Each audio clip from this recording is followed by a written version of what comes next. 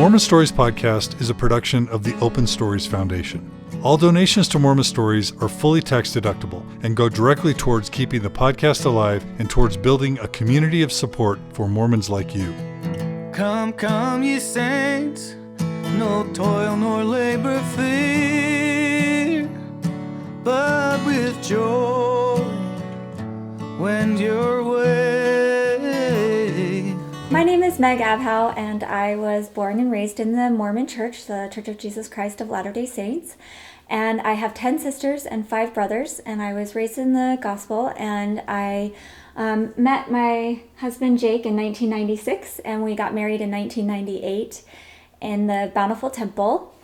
And we raised our son John. We have one child, his name is John, and we raised him in the church. And that's... Yeah, so I'm Jake, we've been married for almost 16 years. My parents, I have one brother. My parents were baptized into the church when we were about 8 or 9. The missionaries tracted us out, knocked on our door. We were baptized about 3 weeks later, and then my brother and I both went on missions. I served a mission in Montreal, in Canada, and then came home and found Meg, and then we got married. Well, John was born in 1999. I don't know if this is relevant. You can cut this out. I was told that I could never have kids, and so when John came along, I think we were just barely married, not really ready for it, but we found out on Christmas Day. Yeah, Christmas Day, a little Christmas miracle. I found out that we were expecting, and so of course I was terrified because I'm going to be 21 and have a baby, and we felt like babies ourselves, but we're so excited, and so he was born in August of 99, and Jake blessed him at my sister's baptism because all my family was there, and we were just over the moon, just in love with him from the second we met him, and just raised him up. And I always had callings in young women. I'm just like the perpetual young women leader. I was from secretary to young women's president and everywhere in between. So I was always carting my little baby around to all of the activities, and basically, I think I have my PhD in young women. So, I mean, it was like 15 years of young women. So, and John was just loved church. He was so cute in his tie, and we took him to church, and he loved nursery. He just, bye mom, bye dad. He never had any issues in nursery, and everybody loved him in primary, and he was always like everybody's favorite. He's just so sweet. Yeah, so we were married in 1998, and we had, and then John was born. But for me, prior to that, we were baptized. I was 9 years old when we were baptized, and then as a couple years later, my father, who had rapidly progressed in the church, I guess you could say, he was a 70 at the local area, the stake level when they had 70s. He was diagnosed with leukemia, and he passed away when I was 13. And so my brother and I were kind of forced to, I guess, look at the world a little bit differently at a young age. But when I originally was called on my mission, I was actually called to go to the Ivory Coast in West Africa.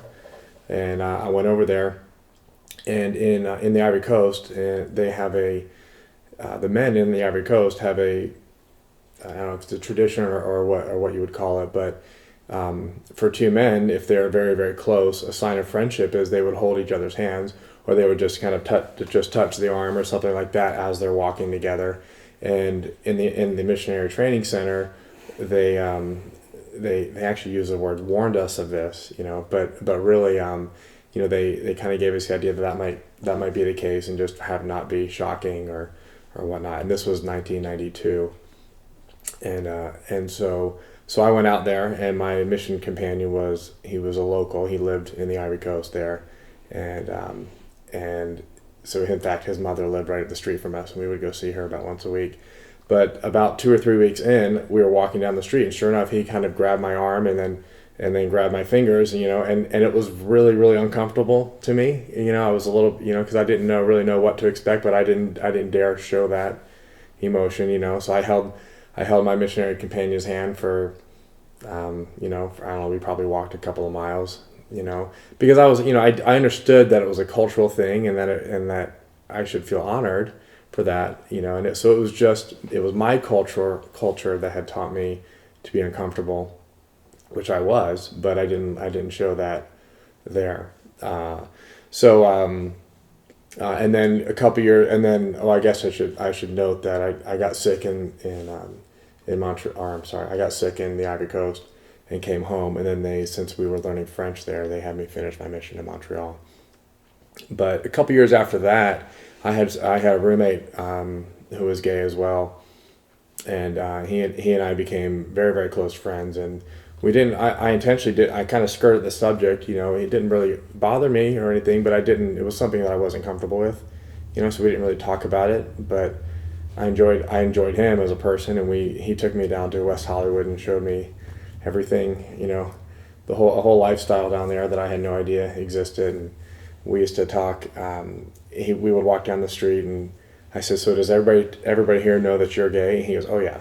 He was, it's really obvious. I said, do they think I'm gay? Do they think that we're together? He goes, "Oh no, everybody knows that you're straight." And I was like, "Well, how do people know?" And so I just learned a little things here and there, from this guy, and he's still a good friend. But yeah, so that's a little bit about my background anyway, leading up to when John told us about himself. So I've had several gay friends in the past in my life. I've kind of crossed paths with, but nobody that I ever stayed really long term close with. And I think that was probably because of my views. I held very traditional conservative views on homosexuality and what it was. That it was a sin, that it was wrong, and politically everything. I still held tight to those views. But I did have a feeling of compassion towards the individual. And that didn't add up completely in my head. But when I would go vote, in politics, I typically went, definitely the conservative, Republican right. Yeah. Yeah. I don't know. John was as far as the church goes and his activity in the church, he never even asked to miss mutual. He never complained about going to activities or going to church or going. The only thing maybe he complained about was camping, because as far as like the traditional boy goes, John has never been your typical. He is not interested in sports, and he could basically he just has zero interest in sports, but he was very musical and very compassionate and loving and sweet, and could get along with anyone. And so he loved Mutual and all his friends at Mutual, and he loved passing the sacrament. And so he was like, I guess there's a term in our church, it's called Peter Priesthood. So I guess John would be considered Peter Priesthood, and everybody in the ward would always ask me, "What do you do? What are your if I can say parenting tips?" Because he was such a good kid. Yeah, well, somebody in our ward even pulled me aside one day, and they said, he said every parent in our ward wishes that John was their kid, or wishes that he was half as great as your son. Yeah, and was so really he was loved. Yeah, so he set. I mean, at some level, he set a bar, of what other parents were kind of like hoping that their kids would be like, and we, I don't know, we hid him from media. We were really strict on what movies and TV shows that he could watch, and we were really, really tight on that. Yeah, we were strict. Yeah, and he never really had he would be a little bit upset that he couldn't watch this certain PG-13 movie that all the other kids at school were, but he was a good kid. He just sneak around and go try to watch stuff, or he'd tell us that he didn't watch this because everybody else was watching it. And he didn't complain too much about it. No. But yeah, so just a typical kid. He was just a typical Mormon kid, I guess. Mm-hmm. Just a really happy, sweet boy. Still, just happy, sweet boy. So you can maybe understand my, okay, so John was what some people say about effeminate. I didn't really see it. I think as a parent, you just don't notice these things. And I just thought he was different. Everybody's different. Everybody comes in all different shapes and sizes and personalities and characteristics. And I didn't label him. I didn't think anything of it. But in my mind, I saw John growing up and getting married and going on a mission and being married in the temple and just doing just basic, going to BYU, just your basic things that I think is pretty typical in our Mormon community. And so when he decided to come out to me, I was very shocked. He was 13 years old, and it was in March of 2013, and he said, I had rented a carpet cleaner because I was unsatisfied with the service that we had, and I have a bit of OCD, I guess you could say. So I'm doing this. I'm cleaning these carpets, and it's super loud. And he said, "Mom, would you like to play a game of Hangman?"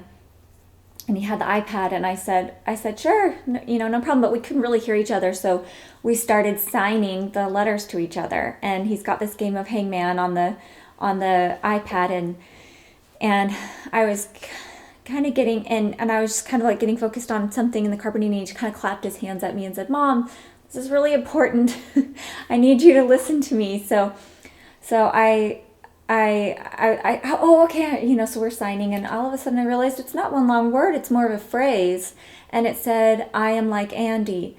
And I said, "From The Office?" And he just shook his head, "No." And the carpet cleaner's still going, and right over the top of that phrase, he wrote "gay."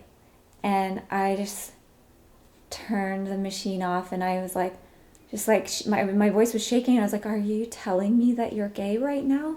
And he just shook his head like that, and he closed his eyes. And for information's sake, we have a good friend, Andy, who is gay. So he was saying I was like our friend Andy, who John had never met in person, but it was my sister and Andy were going to be engaged.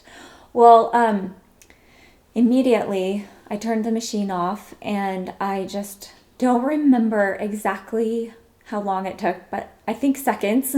I hope seconds. I was across the room, and I just I just embraced him, and I said that I love you, John, and this will change nothing, and nothing could ever change, and we will figure this out. And I don't know what this means, and I don't have any answers, and then I just started bawling because I think all of a sudden it was like the selfish part in me didn't think of his beautiful future, of who he truly is. The selfish part of me just saw my grandchildren just float away in wisps, and his mission was just gone, and his temple marriage was gone, and everything that I had hoped for him was gone. And there's this, I didn't understand. I didn't know. Jake, fortunately, had been exposed to a lot of gay people in his life. Myself, not at all. I didn't know anything about it. So we sat there hugging, and for a while, and I just was like, he said, "Mom, I don't want you to be sad." And I said, "John, I'm not sad. I'm not disappointed in you at all. I love you so much. I'm sad because I'm worried. I'm worried this will be a hard life for you." And from what I knew of gay people is that they were bullied, they were mistreated, and maybe a small part of me thought that it was a choice. I don't think I ever consciously thought that it was a choice, but I thought, here's this boy that's 13, and he is not choosing this. And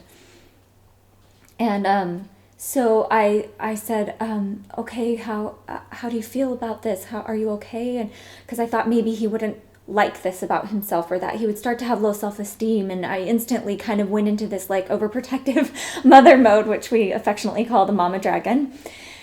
And he said, Mom, I'm okay with this. I feel like this is a special part of me, and I feel like I want to shout it from the rooftops. I don't want to.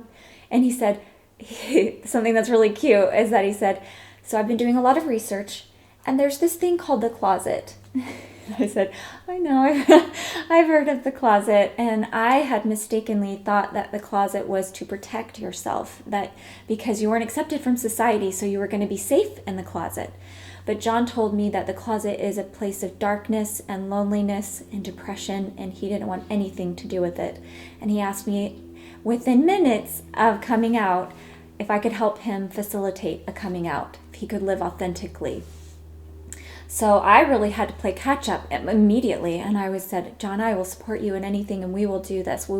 Whatever it takes. I need to learn some more things, and he was like, okay, just take your time. And so Jake came up at that moment, and because he had the carpet cleaning machine had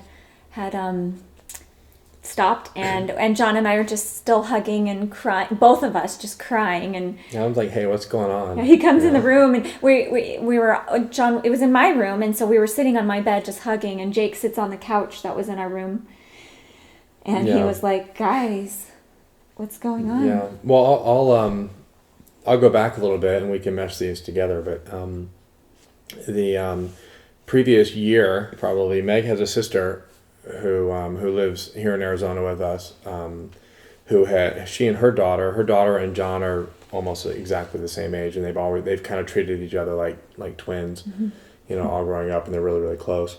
Well, the two of them had become kind of activists in the LGBT community in the prior year, and we knew a little bit about that. We knew that, and but we were still really unfamiliar with it. Because it wasn't something that we did, and it was still part of that thing for me. I was still a little bit uncomfortable with that whole idea, even though I knew some people, and had good friends, but it still wasn't something that I really wanted to kind of face head on. And so Meg's sister had become quite the activist, and we kind of knew that. And so at some point, I hear that we're doing the carpet cleaning. I'm boiling water and I'm dumping it in the machine, and then I'm carrying like the heavy water up the stairs, and Meg keeps at it, and then I go clean it out and keep boiling water. We have this system that's going really perfectly, and we're doing our whole house, and we're trying to get ready for a move, and then suddenly it just like stops, and now I have all this water, it's all ready to go, and it's just like dead quiet up there, and I'm just like, what is going on? Come on, people, we've got a time limit here.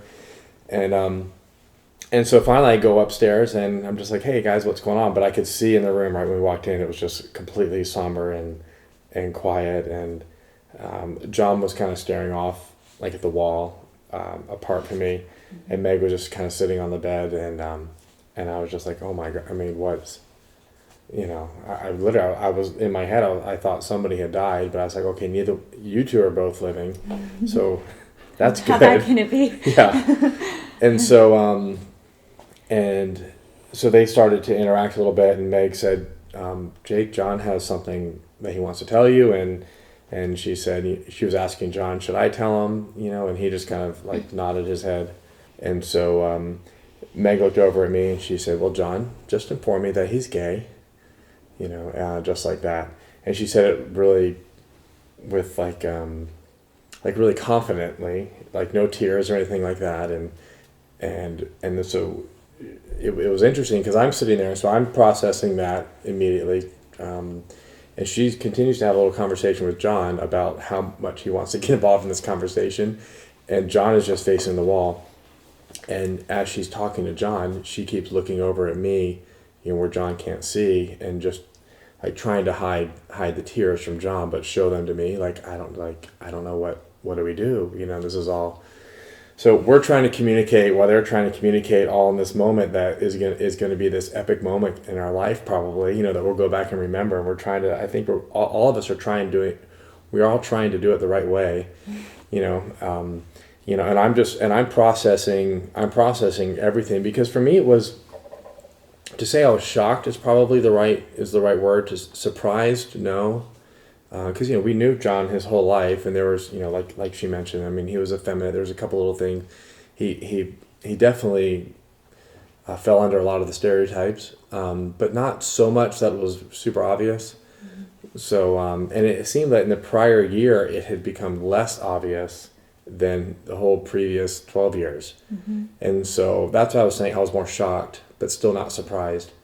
And then if you want to tell him what I said, I don't even remember this. I know, he doesn't remember. My analogy.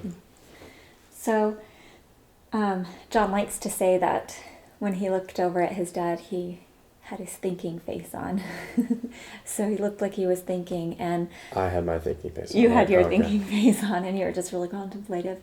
But Jake said, the first words out of his mouth were, John, I don't like tomatoes.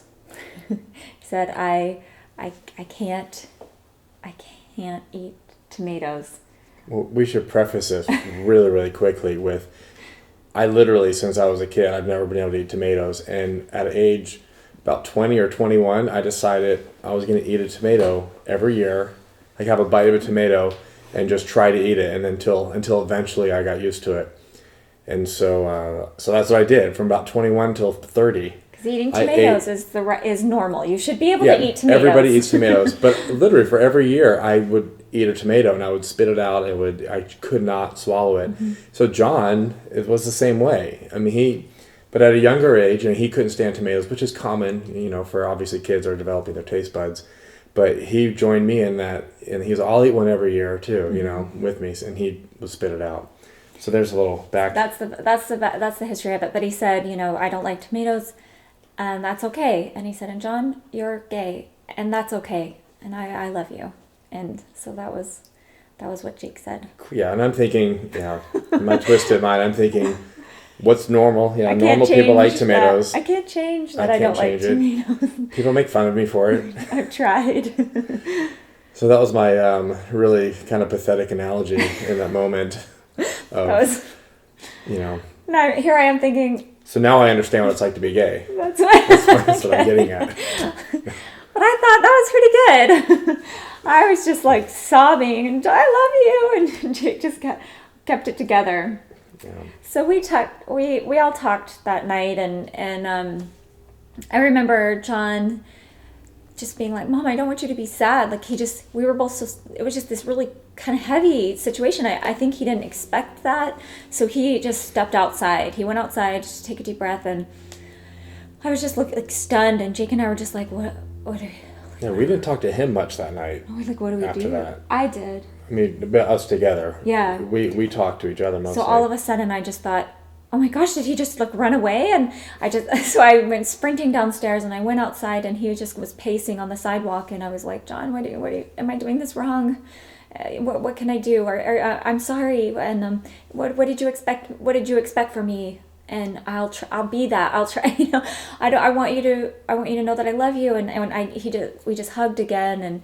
And he's like, Mom, I'm so sorry. I don't want you to be sad. He's like, maybe I could make it work. Maybe I could be bisexual, and maybe there's just this one person out there that even gay men, this one woman, and I'll find her and I'll try. And I said, well, I don't know anything about this.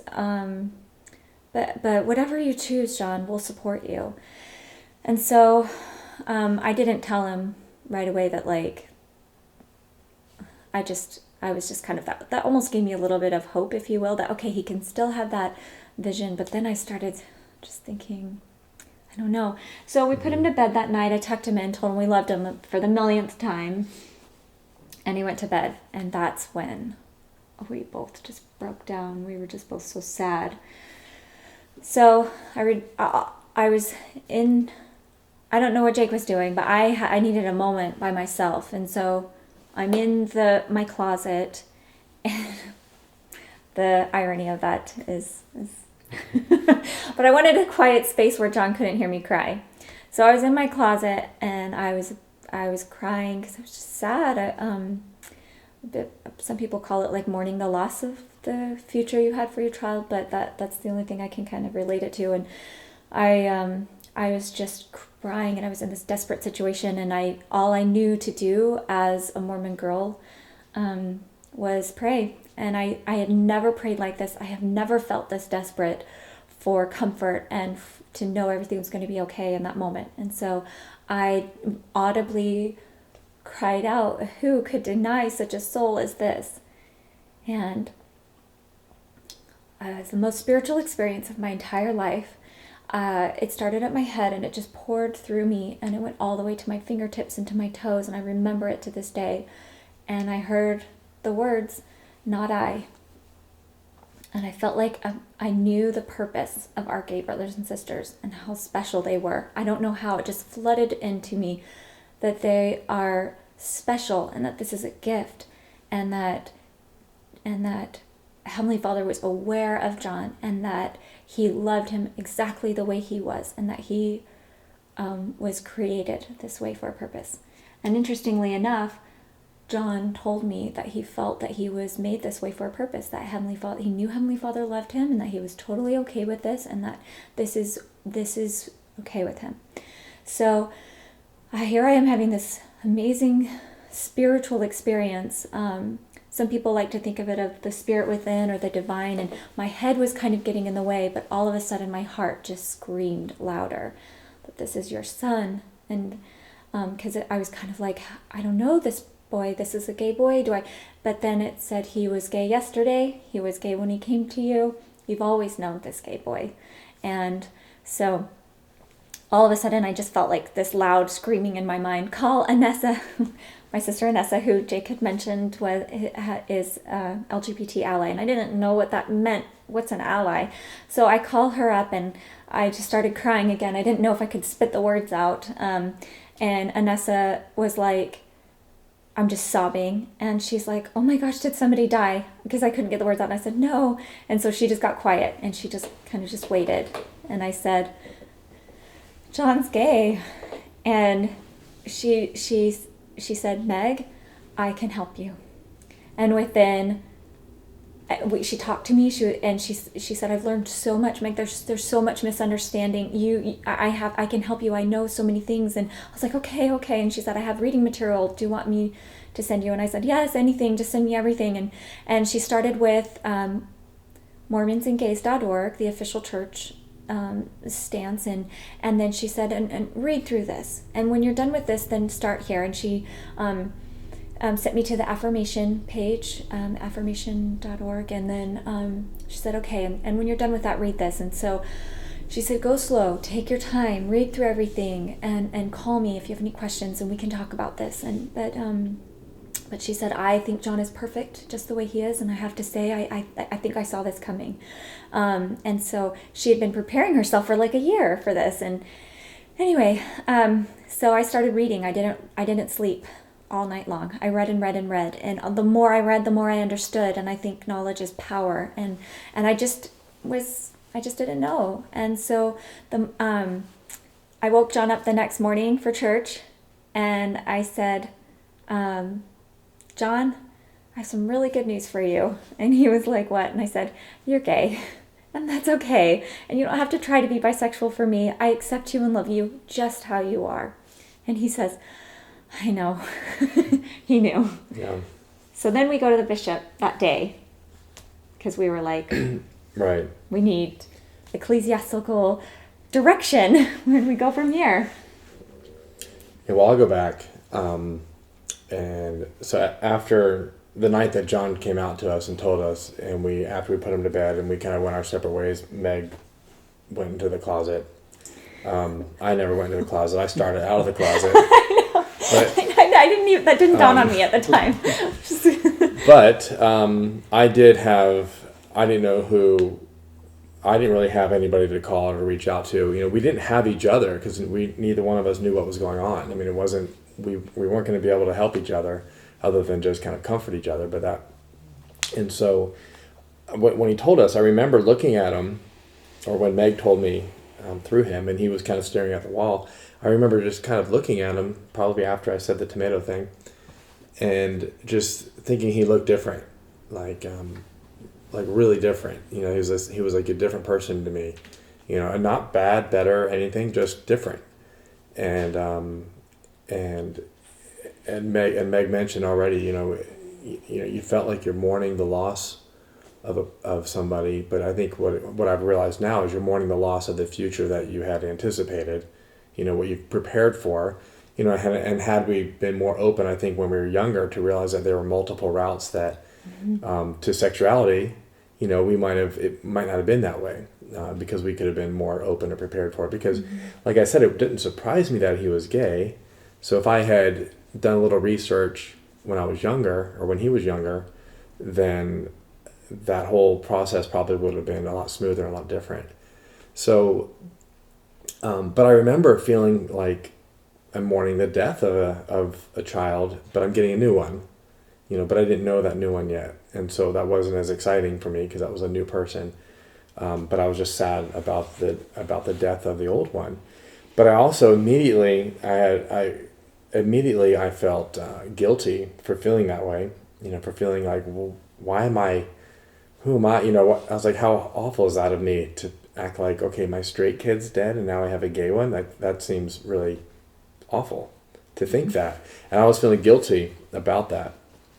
And so that was my biggest dilemma, I guess. And so while she was in the closet, I actually drove, we didn't have great cell service in our house. And so I drove across the street, and I had a tennis buddy of mine that we play tennis together a lot, and he's a pastor for a Baptist church, and we had long conversations about similars and differences between the Baptist church and the Mormon church, and we've really and at the end of each one of these discussions, we were both felt edified. They were really positive learning experiences that we were trying to help each other understand one another.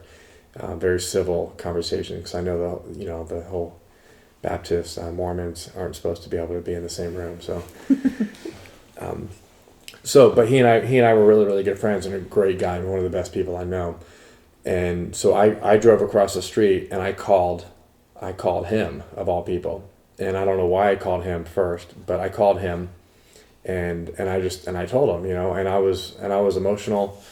Trying to process everything, and because I had to actually say the words, you know, to somebody else, and that was my own little version of coming out, you know, because I was admitting it to somebody else, like it was a problem, you know, which is back then, I looked at it a little bit differently. So I told him about it, and then I told him, I said, and I feel the worst part about it was the way that I feel. I feel awful that I feel like I feel guilty for feeling like he's dead, you know, and there's a new one there, you know, and I felt awful about that. And he said, this guy's young. I think he was probably 33, 34. And I don't know a lot about the Baptist seminaries or their education, but he had been doing, I don't know, whatever his education is. I guess it would be the equivalent of like a thesis or a doctorate in mainstream education on basically helping Christians come to terms with like homosexuality, you know, in their lives, and kind of meshing the two. He'd been doing this for the last 10 to 12 years, and I had no idea. We'd actually never talked about this prior to that. And so when I told him, he goes, "You have no idea." He said, you called the right person." And so here I am talking to my Baptist buddy, with my Mormon kids telling me he's gay. So that was the first person I called. But he told me, he said that he has sat there and counseled probably 30 couples in his tenure, and he said without exception every single couple have felt the same way that I did, you know. And he said every single one of them has felt like they've had to go through a mourning process, like they've lost somebody, you know. But then over time, you know, you realize that you get somebody as well, and then you realize it's the same somebody. Mm-hmm. So yeah, he'd mentioned, my pastor friend, he'd mentioned how it was really, really, really common for a lot of parents to have those similar feelings, and it was really just what I needed to hear, because I was feeling bad just about myself, that I was handling it the wrong way, and that I was that John would look back on this, or that I would look back on it as like I was this horrible person who, couldn't accept him for how he was. And this is how I internalized it. But there's some sense of by feeling like I was normal, that felt better at some level. But then I haven't really talked to him again about it. We talked for about 45 minutes to an hour, and he's kind of followed up with me a little bit since then. But I kind of feel like I got what I needed from the Baptists. But but it was really helpful at the time. As I was forming, to start out, this will be relevant. As I was forming my thoughts about what life's going to look like for John as an out gay teenager, I'm on the phone with my sister, and I'm just kind of like talking all this through, and all of a sudden, just this powerful protection comes over me. I've always been a mama bear, but in that moment, I told Anessa, I said, "I'm not a mama bear. Isn't tough enough." I was like, I need to be like a dragon, and I need to have scales and talons and claws, and I need to breathe fire. And I just all of a sudden thinking, if anybody were to hurt him, so that in that moment is when I kind of started telling her about that, and I started feeling very protective. I even felt like I needed to protect John from Jake, because I at this point didn't know where he was at with it. We hadn't discussed it. We were just kind of both like kind of processing in our own terms, and then I felt like I had to protect him from Jake. I felt like I had to protect him from the church. I felt like I had to protect him from anything that could hurt him or anybody, and just because in that moment that's what I was going through. And I understand children get hurt and they fall down and they get their feelings hurt and they get our hearts broken, but I just started feeling very overprotective. So we go to our bishop the next day. It was Sunday, and I was just sitting in the pew and just looking around and thinking, I wonder what other youth here is gay, and I wonder how they're being treated. I wonder if their parents know. I wonder if they know, or if they're struggling at all. Because of everything I had read that night, I started to read about the plight of LDS youth who are gay, and I just started getting really nervous. So I wanted to meet with the bishop right away. And so to kind of start that process, and I told him that John was gay and that he knows it, and we know it, and we're fine with this. And where I was kind of going to be like, okay, so where's the group of moms and dads? Where can we go and kind of have a support group and meet other people like us? And he didn't have anything. He had nothing for us, and I was disappointed. I think his heart generally felt sad for us, and then all of a sudden I was getting annoyed that he was feeling sad, because is there something wrong with John? And so I instantly started getting, oh great, now I have to protect my son from the bishop, even though he was so kind and so nice. I started just kind of John wasn't there, but I just started kind of gathering him in my little mama dragon wings, wait, you too? So everybody, it was he's a minor, everybody got filtered through, and I was very careful who I didn't want ideology to get in the way of him loving himself. I really liked where he was at that moment. I liked that he felt peace, and I didn't want that to be disrupted, if that makes sense. But we had a really great bishop. He was really kind. Mm-hmm. He didn't really have anything for us. He gave us a little pamphlet, which I gave to John, and John felt that wasn't very helpful. So I didn't have anything. We didn't have anything to kind of look for and look. So that's... Yeah, and I talked to our bishop several times after that, and he is a little bit more socially liberal than probably your average Mormon bishop, but he's also very, I guess he would also fall under the lines of obedient as well. Yeah. So he followed the letter of the law, mm-hmm. But some of our conversations offline were encouraging to me, but in our conversations, it felt like he was walking away with more, than I was. I felt like I was just educating him on the things I learned, and this is over the next couple of months, which is when we initially were going to him for the council. It was new to him. He hadn't. It was brand new. Not to deal with it. So, that Sunday, which was, he told us on a Thursday night. Friday. No, Saturday. Because then we woke up and went to church. No, because it was... Did we like say We'll you go didn't back have to and go to look, school but on I'm pretty Friday? sure I it's- think it was a Thursday. You're right. Because on Friday was the, and I'll get this right, Friday was the Supreme Court, what was the deal? Everybody had red equal signs all over their Facebook page. Mm-hmm. I don't They know. were taking Donna to the Supreme Court. They hadn't made a ruling yet. Right.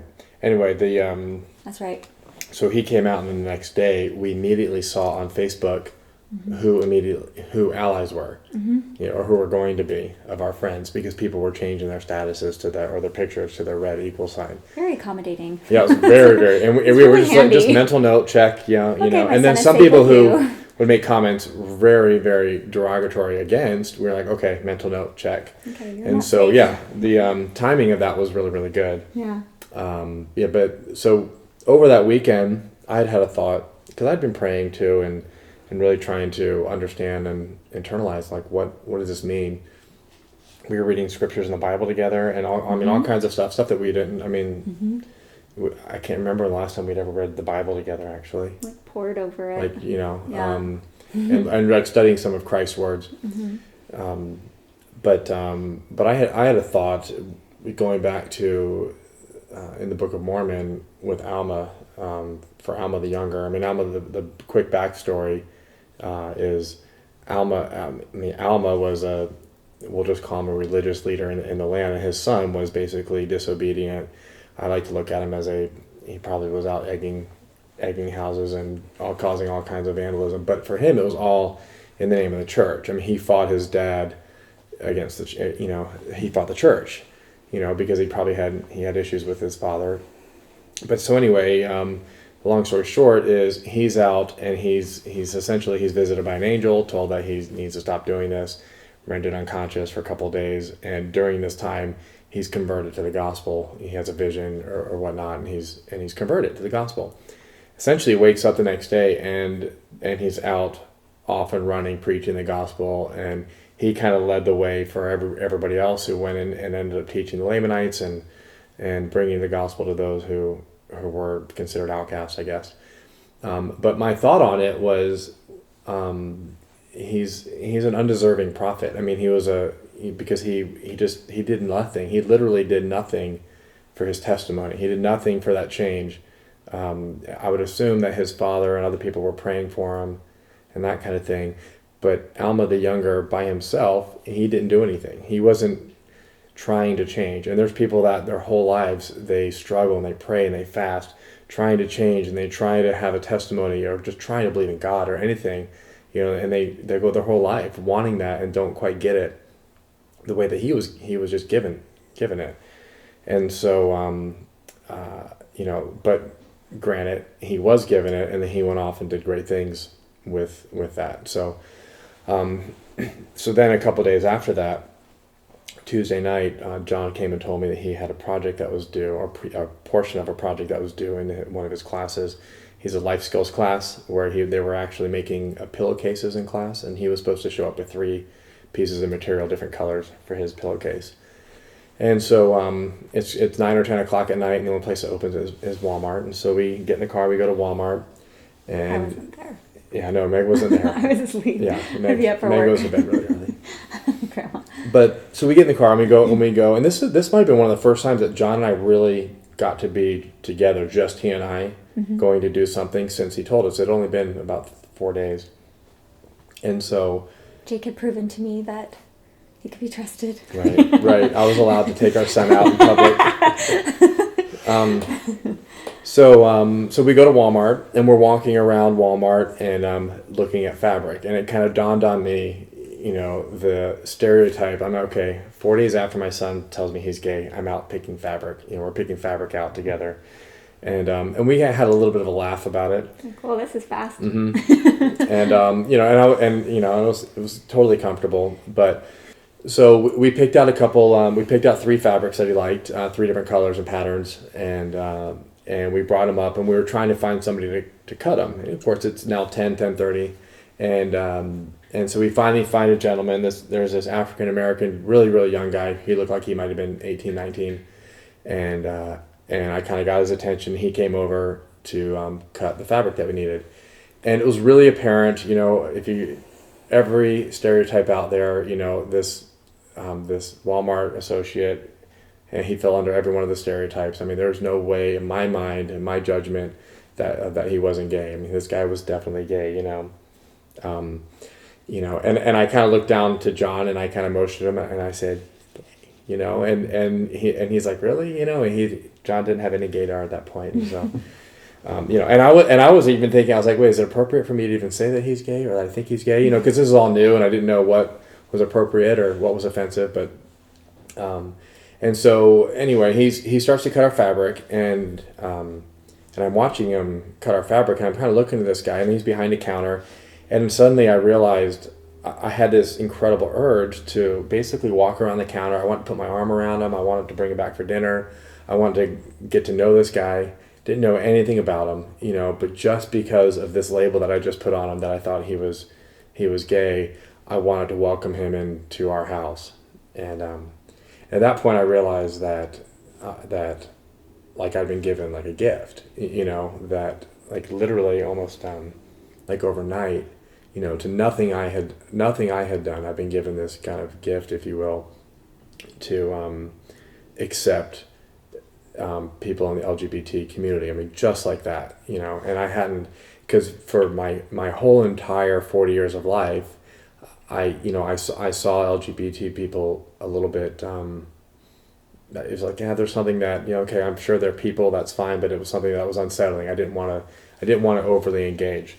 So I always had a little bit of a guard up, and now I just flipped, and it was the opposite. I wanted to climb up the counter and welcome this guy, and that's when I realized I was like Alma, I was Alma, where I'd been given this thing. I'd basically been given this gift. I didn't deserve it. I hadn't done anything, to have this change of heart, and I had this just incredible amount of love for a group of people that I had always felt uncomfortable around, and it was, and I was like grateful, and then so to me, like in my own mind, I was like, I'm so glad, for selfish reasons, I'm so glad that John's gay, because he's taught me how to love in a way that I thought I had always loved before, but at that moment I realized that I hadn't. And so, and I told some people this later, that I was like, yeah, I wouldn't, if I could make him straight, I wouldn't, and other people are like, really, why would you wish that hard life on him? And I was like, no, because it's changed who I am, and there's no way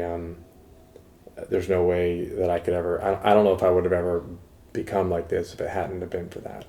And when I see other allies out there who are so loving towards the LGBT community, who aren't directly affected like we are, I have that much more respect for them, and because they came to it on their own, through their own method and their own mind. But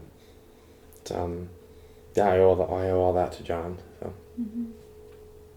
It's always surprising to me that when I would share my personal experience that I had in that closet, and kind of what I say was like my lowest moment, where I needed some assurance of his standing, I guess, with God and his eternal salvation, and questions that aren't answered. We don't have these answers. And when I share that with people, I'm always surprised that they're not having this, they aren't having the same experience that I am.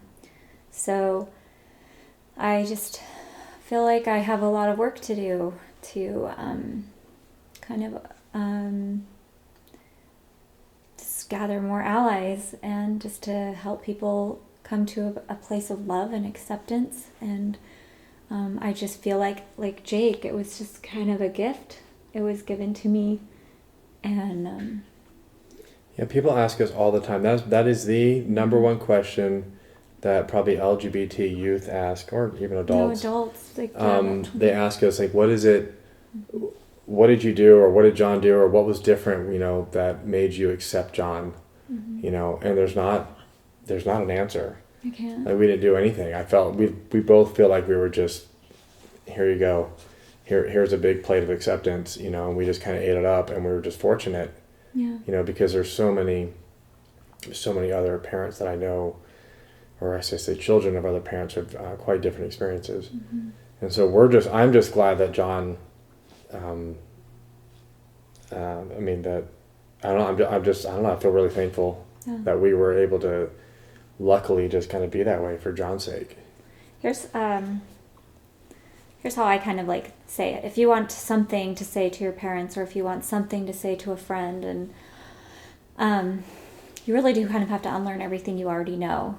But initially, I feel like we all have a piece of divinity within us. We all have this. In our church, we say the light of Christ, and it's just pure love. And what is the greatest commandment is love. So I understand that your mind and what you've learned and everything in your head can get in the way. But somehow this divine within me was able to emerge, was able to come out louder than my mind. So what I would say to people is to just learn about it, read. There's so much to know. There are knowable things out there. There's so much to learn and know, and then like just let your mind go and let your heart lead you. Let your follow. That's really all it comes down to. Is follow Christ's example of love one another. For the first 3 or 4 months, I probably was unlearning more or as much as I was learning. Yeah. And then now I'm more learning, but there's so much unlearning that needs to be done, especially for coming from, a Christian background, and being politically to the right and everything else that you've kind of been told, a lot of it's just not true. So a couple of months after John came out, I had heard about, we got in contact with Randall Thacker. He's the president of Affirmation. Was instantly in contact with all these people. Daniel Parkinson, Randall Thacker, Bryce Cook, just a lot of, John DeLand, Carolyn Pearson, a lot of people were reaching out to me, and which I was so grateful for. But Randall Thacker had mentioned that there was a DC Pride Parade coming up. In my mind, I was like, this is what we're going to do. We're going to go march with Mormons for equality. And we're not going to tell my husband. I kind of just tricked Jake into the car. Yeah. He didn't really know what was going on, but I was worried he would be leery of marching in a pride parade. But I just felt like this is what I need to do. I was on fire. I was lit up, and I was telling John, like, grab your rainbow bow tie. We're gonna go march in the DC Pride Parade. Jake, bring some church clothes because you dress in church. But it was a superhero theme, the parade, and so I had Jake wear a Superman shirt underneath because I call Jake Super. It's kind of like my term of endearment for him. He's super because he's Superman. He's just you are. Anyway, so I got him a Superman shirt, and he wore a white shirt underneath it with his tie going like this way. So here's Jake, kind of like, I don't know what Pride Parade really is. I'm just gonna go. I could tell he was like, I don't know if I'm here yet, and I just ignored it. I was like, we're gonna march as a family. We're gonna all hold hands, and we're gonna march, and we're gonna hold our signs, and so we get there, and there's a big banner, Mormons for Equality, just showing that though the church doesn't support marriage equality at this time, that there are people within the church that do. And I was definitely one of those people. The more I learned, the more I wanted John to have love and companionship and a marriage. And I believe that is what God would want him to do. So we're marching. So we get to DC Pride, and Jake just kind of like a ghost. Like, I mean, there's the most amazing, colorful people all around, and these bright headdresses and everything. It was just so exciting for me. It was a feast for the eyes. It's something I'd never experienced before, and I just remember feeling so much love and thinking, do you all know how special you are? Because to me, the LGBT community is special. It's more special than I am. I'm just regular. I don't know, not regular, but anyway. So to me, I was just like, I had just wide eyes. I was really excited. And Jake, Meg talks about all the colors. I just talk about the big platform of 80 Abercrombie & Fitch models, and like in their little skinny underwear with their dancing. They But looked good. no, I know. Those guys look good. But Jake was just like, it was just, yeah, it was where am I? definitely a culture shock for me. But we're over there, this little group of Mormons. They end We're all up to dressed be in Sunday dress. like 50 or 60 of us, maybe. 62. But we're over there, in the staging area where we have colorful people behind us, Abercrombie models in front of us. Oh, we had drag queens. They had the most beautiful dresses and one of the Abercrombie models comes over. They're not really Abercrombie, but he comes over, wearing almost nothing, and comes over. He's like, "Hey, I'm Mormon," And do you remember this guy? Yes, I do. I said, and I gave him the biggest hug, and I was like, "Oh, me too." Yeah, and he was so excited that we were there. He probably kind of got teary-eyed. Yeah, he got really choked up. It was emotional for him. He was really appreciative that we were there. I guarantee that when he woke up that morning, knowing that he was going to the parade and, put his underwear on and that's it, never thought he'd see a bunch of Mormons or have a conversation with Mormons. And so it was really it was neat to kind of be there and just have this little tiny impact on this individual of, to represent a group of people who have been kind of perceived as the enemy for so long.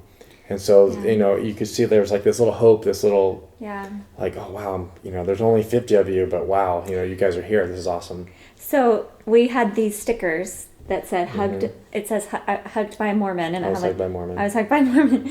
And so I said, well, I hugged you. Do you want a sticker? And he was like, sure. And he's so muscular. I mean, just like bulging muscles everywhere. And I just kind of took so I was like, okay, there you go. Okay. I just thought he was so nice, and it's just so genuine, and you could just tell he had the sweetest spirit, just a good soul. Too many S's. He had a lovely soul. You could just see it in his eyes. So then somebody hands you what? You get handed a sign, Mormons for Marriage Equality, and Jake's like, "Well, I guess I'm for this now." Yeah. Well, I didn't know why we were there. I was like, "Oh, okay, this is why we're here." All right. Okay. You know what? I feel like I was being just a little deceptive. It's okay. But it all worked out. No, it's fine. It works out. John knew. Yeah, John and I knew what was going on. I would have come. He would have come, but I just didn't know. It's funny. But I didn't know if you wouldn't. Yeah. So Jake's marching. Of course, he's a huge hit. Everybody was loving Jake. So I had my sign. It had rainbows on it. It was an equal sign. And then on the back it says, Jesus. I don't remember. What did it say? Jesus gave his love. Carolyn Pearson's song, I'll Walk With You. I quoted from it because it's been my favorite song since it came out in the 80s. And I'm sorry, I'm forgetting. Anyway, so I was just in my rainbow dress and rainbow sign, and we were walking. But Jake was a hugging machine. So that was my job. Tell him what happened to you. Oh, well, I was, so our job is to hug people, and Edward Jones and I were kind of Edward Jones was the huggers. He went crazy. And so we were running along the side. We're walking at a parade marching pace.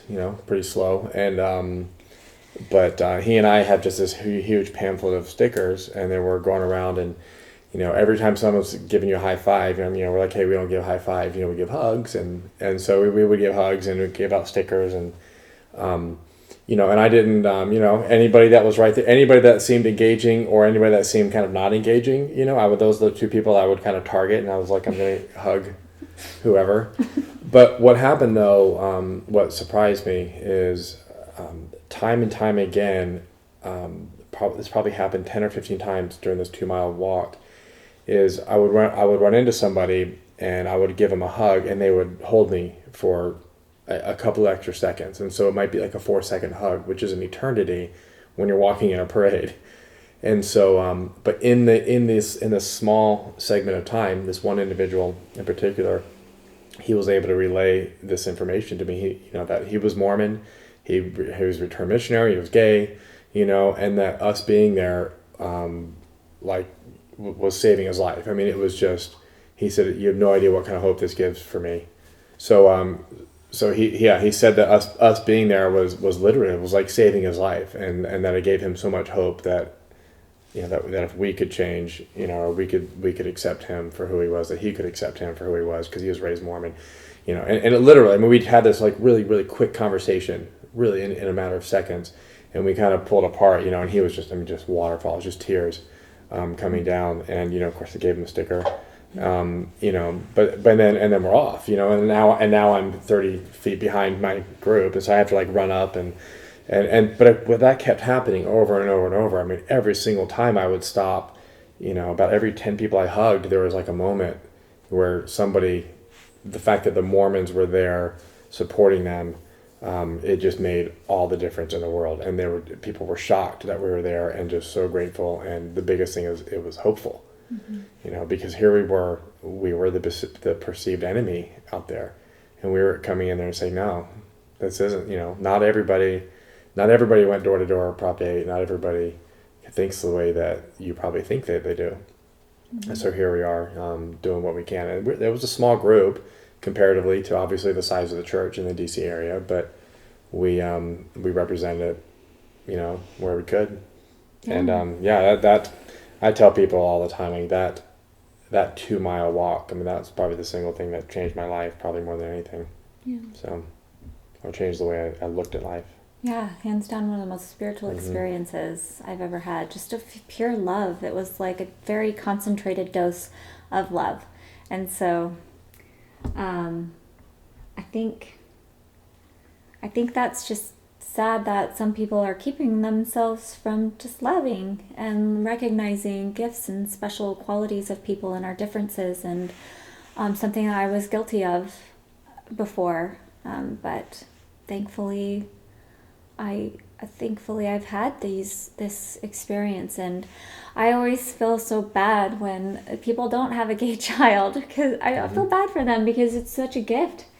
It's the greatest gift of my life, and I thought just having a baby, I thought I would never have a baby, and I thought that was such a gift, and I feel like I've tried to never take that for granted, that I get to have a child, because I know that is a gift, and not everybody has. So I always wanted to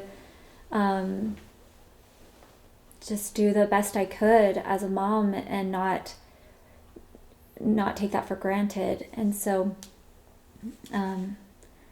now I feel like everybody's capable of this. You don't just need a gay child, you just need a good heart and to be loving, and some people will feel like they're being loving to you in the Mormon community. There's always a but. If we can get rid of the I love you but, that would be amazing. If it just ended there, I love you, and that's where it ends. Well, what I always look at it, I mean, we've had a lot of conversations with members of the church who are probably trying to understand. Some of them are probably trying to understand. Some of them are probably trying to help us understand. But when I talk to somebody, it's very, very simple to determine if this is going to be somebody that is worth talking to, is whether or not they're asking questions of us to try to learn what we've learned, or else if they're just trying to tell us stuff, to tell us what they know, Yeah. Because I've had 40 years of knowing what you know. I mean, I've seen it through that lens, almost my whole life. Yeah. And having been there and then been here, this is so much better. So much better. Feels good. And I know you couldn't have talked me into this. You couldn't have. There's nothing that you could have said to make me convert. But we kind of had to go through it, and like Meg said, I mean, we're so thankful. We owe it to John and John's courage to just even say something, because I mean, most kids are in their 20s, 30s, 40s, whatever, before they ever say something. We would have missed out. Yeah. So there's a lot of people in John's life too that we owe John's life. There's a lot of things. We're just really lucky that he instantly accepted himself, and that's just. Yeah, we learned really quickly how rare that was at that age, especially in the Mormon faith or any Christian kind of background. Yeah. How there's not I mean, being gay, or I should say realizing that you're gay, and being of some kind of Christian denomination, they don't go together very well. And most of these kids, I mean, they suffer. That was They feel like God himself hates them, and John never had any of that. So that's been our goal ever since that. That's always been the number one priority, is to make sure that he doesn't ever get any of that, because it's such a unique part about him. Yeah, that was one of the first things John told me about when he was coming out to me that first night, is that he had heard about children killing themselves as early as 12 years old, and because they're gay and they feel like there's no hope.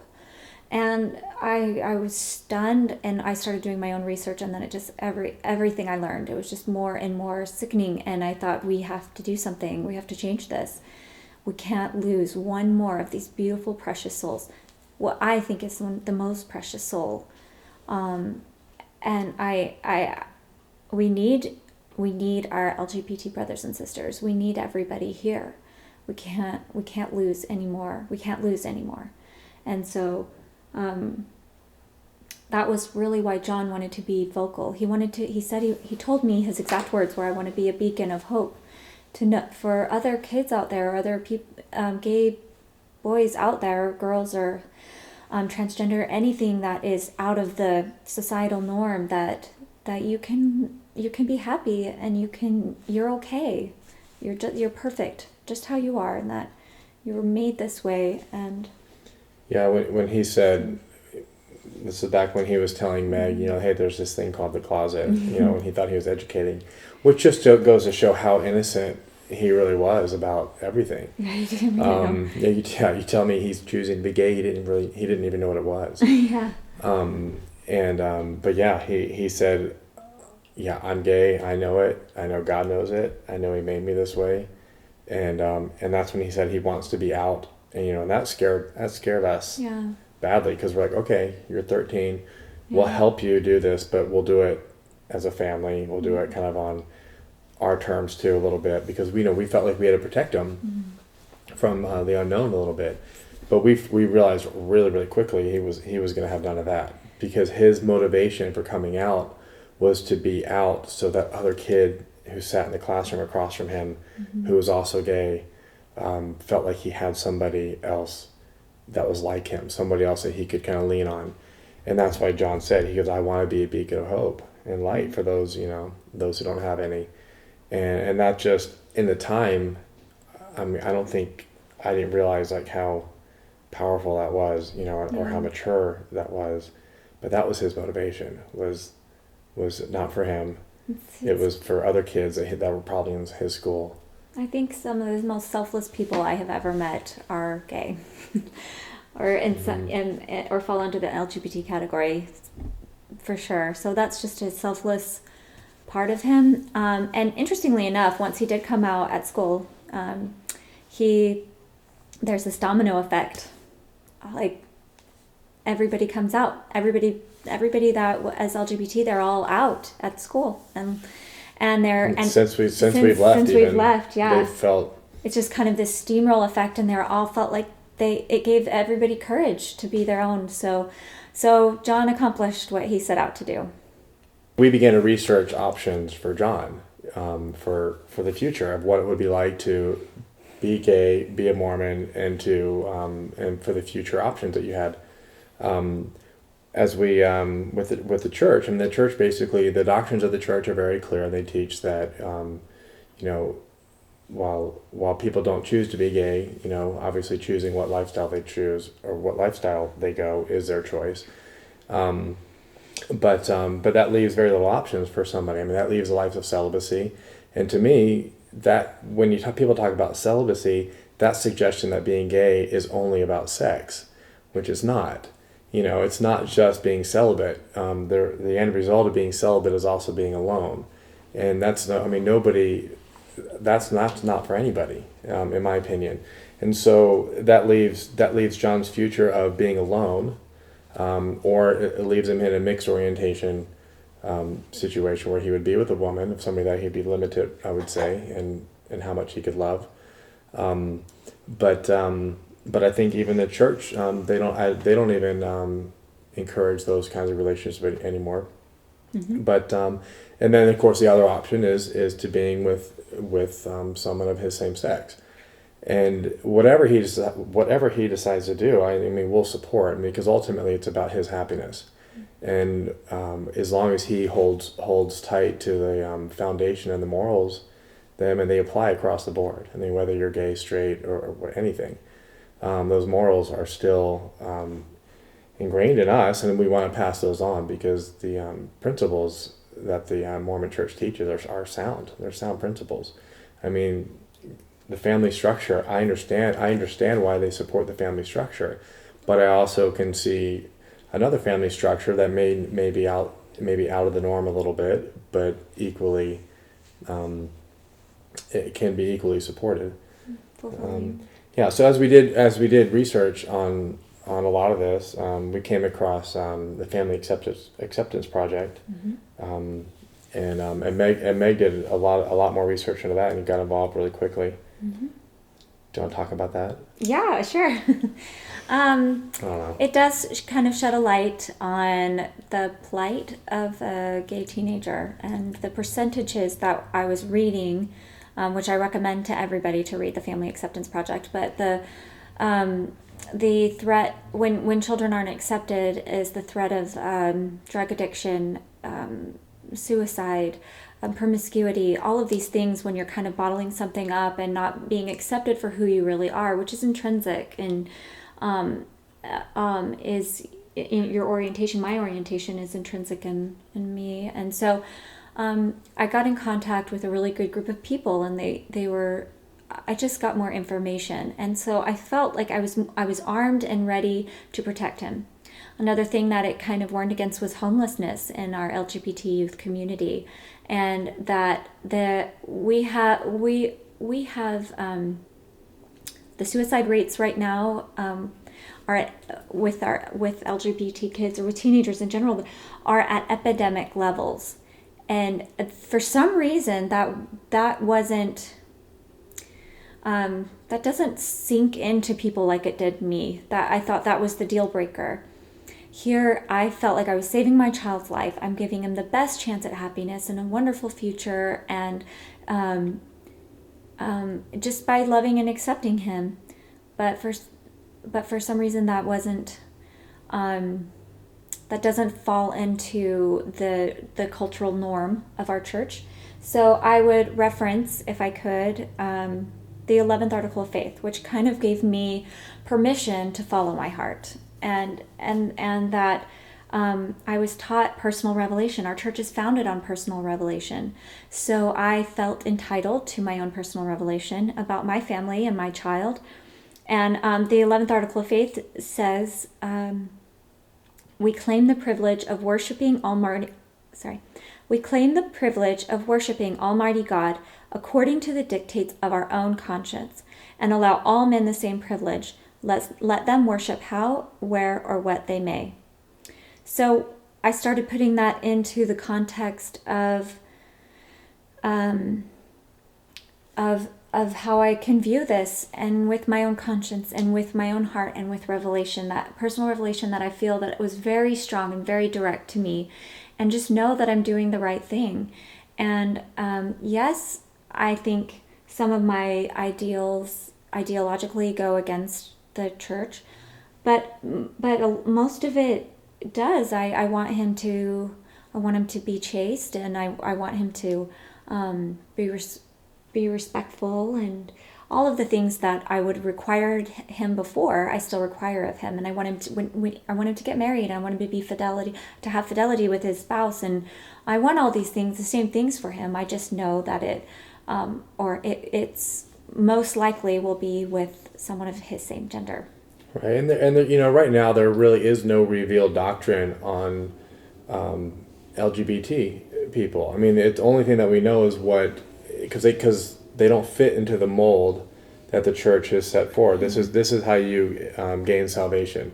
You do this. Well, if you're LGBT, it's a little bit different because that's a different path for you. It's more of what you can't do, and not about what you can do. And so I think what Meg's saying too is, we're entitled to some kind of personal revelation here to help guide our son towards his own salvation, and help lead him the right way and give him some principles for him to follow, for when there may or may not be other doctrines revealed. I mean, who knows what the future will be, but it's hard to lead somebody down a path of a bunch of cannots, because that's just a path that doesn't exist. And so we love the Mormon Church and the foundations and the teachings and the moral guide that it offers, and we would hope that John would follow those same moral principles, no matter what he decides to do with his life or who he decides to be with. So yes, basically what I would suggest is for people to, like I said, listen to your own heart, which is, get your own personal revelation about this, and accept and embrace your child and see what a blessing it is, and that they are a treasure that should be treasured. They are, and when I hear about another child being neglected or kicked out of their home and living on the streets in the wintertime, there's a camp in a valley in Utah called Safe and Sound, and they have the biggest request of the homeless youth that are living in these tents there. The laws are stated as such in Utah that underage kids can't go to homeless shelters. So Safe and Sound offers them shelter and protection with tents. It's the best they can do. They can't offer a permanent structure. So their greatest request is a piece of board, like wood board, so they don't have to sleep on the frozen ground. And these are your deacons and your priests passing you the sacrament, and they're thrown out, and that is unacceptable to me. If I had a big enough home, I would take them all in. I would. Mm-hmm. But that was very disappointing for me when I heard that. Never ever crossed my mind to throw my child out. No, I agree. And the weird thing is, I think it's happening from loving parents who honestly feel that they're doing their child a favor. Yes, it is not taught over the pulpit to throw your child out of the home. That's not what the LDS Church would teach. But for some reason, parents, I've heard of parents kicking their child out to give them some tough love, come back once you're straight, or, and they feel like they're honestly doing the best thing for them. And that's really kind of the saddest part of it. And it goes to what I was saying, is I think I'm just thinking as a priesthood holder in the home, if I was going to do that, I'm just trying to justify of the thought process, is you're told that gay lifestyle, being gay or whatever, is not, it's not right. You can't make that choice in life and receive salvation. And so all that if you can't do that, well, then the only way to receive exaltation completely is if you end up straight eventually, at some level. And so I think a lot of parents are like, well, I'm going to teach them really young that their path that they're on right now won't get them anywhere. Hopefully if I show them tough love, that'll turn them around.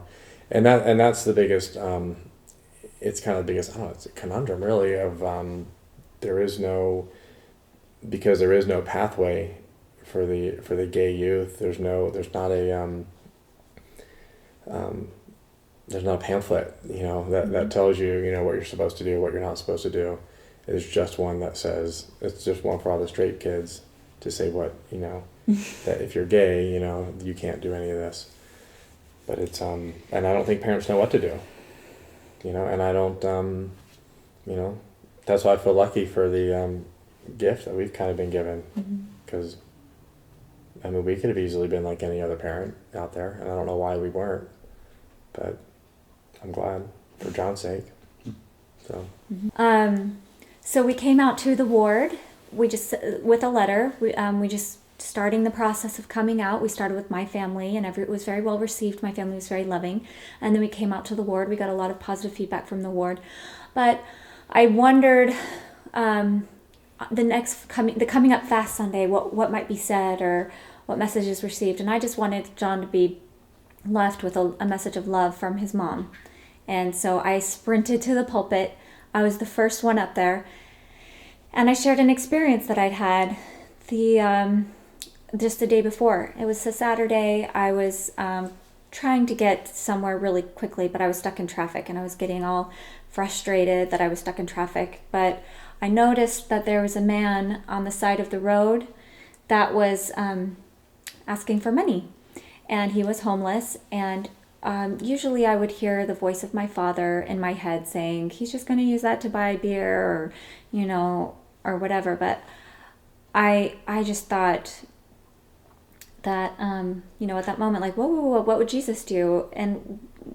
And so I rolled the window down, and I thought I was giving him $1, and I saw that it was $5, and I felt even better, and I was giving to him, and I thought, why have I been, this feels amazing to give and just to love, and who cares if he's going to go buy beer, who cares what he's going to do with it, but it's my responsibility to feel love and take care of my fellow man.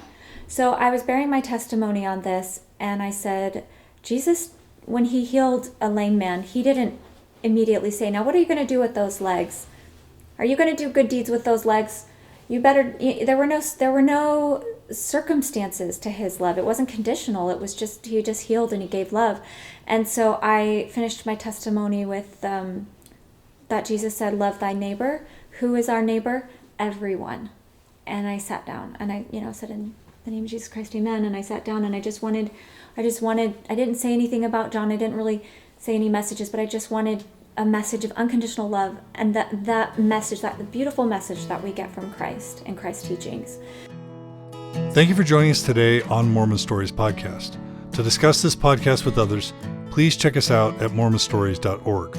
To join one of our 80-plus support communities across the globe, click on the Support Communities tab at mormonstories.org. To keep this podcast alive, please consider a tax-deductible donation today by becoming a monthly subscriber at mormonstories.org. A big thanks to the Saber Rattlers for providing the music for today's episode.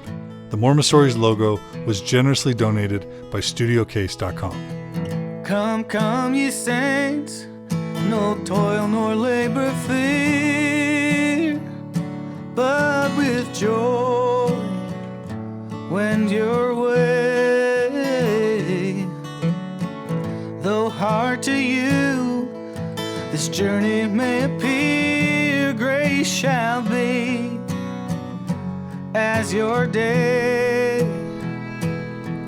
'Tis better far for us to strive our useless cares from us to drive to the sand joy. Your hearts will swell